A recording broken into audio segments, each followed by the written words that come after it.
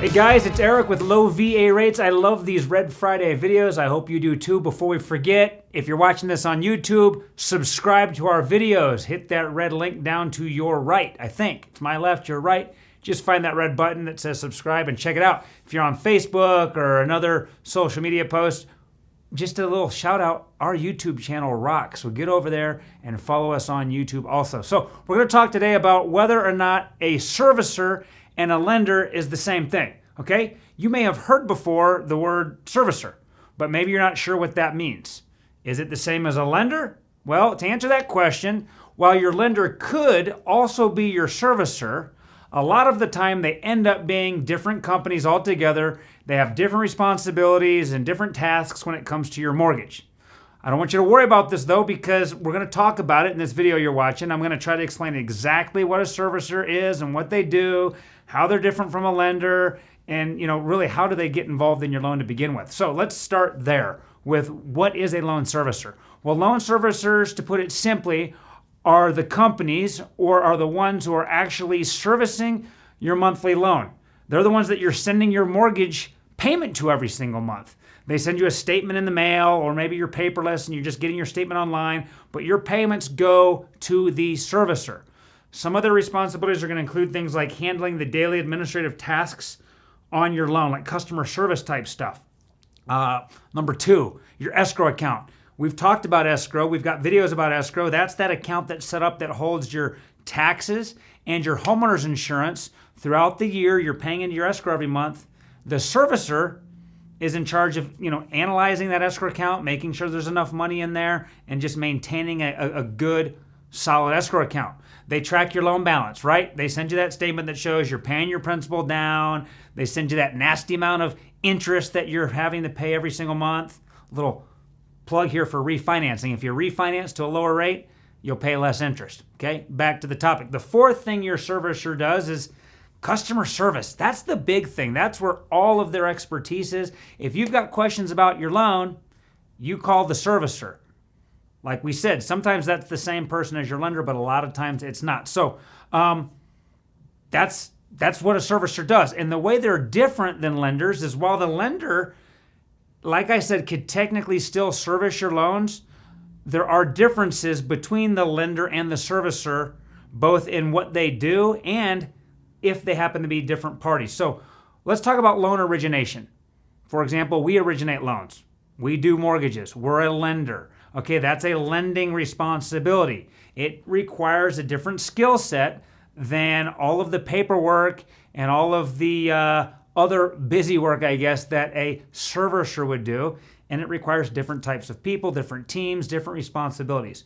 So many lenders, like Low VA Rates, we don't have the infrastructure nor the desire, to be completely honest, to handle effectively both originating loans and servicing mortgages or servicing loans. So we've chosen not to do both.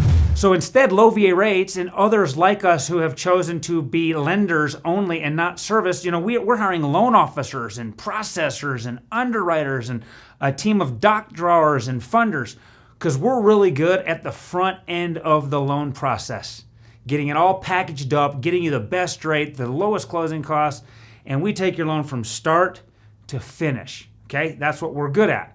Now, here's how servicers will end up eventually being involved with your loan. To put it bluntly, a servicer gets involved when we decide to sell a loan to them. Once they buy the loan, they're now kind of in charge. And that's who you're going to be working with. And I don't want you to worry. We hear people all the time saying, "Oh my gosh, I just want to work with Low VA Rates. You guys are great. I don't want to have to make payments to somebody else." But I promise you, most lenders, and we agree with you guys, we think we're pretty good. We think we're great actually, but we don't have the infrastructure to service your loans, and we would cause you all sorts of headaches. We're going to make sure that the servicers that we're getting your loan over to, that we're selling your loan to, have online payments and auto draft and 24/7 customer service, and they're going to be a joy to work with. I can promise you that. So don't worry. Nothing about your loan itself is going to change. The terms of your loan don't change. That's the interest rate, how many years it's fixed for. None of that changes. Here's the good news. As your lender, Low VA Rates, or if you're working with a different lender, we are required, all lenders are required to notify you when we're going to sell your loan or transfer the right to service your loan from us to somebody else. So you're going to get notifications in the mail. A lot of times they're right in the closing documents. With us, they're part of the closing documents because we know up front that we do not intend to service your loan.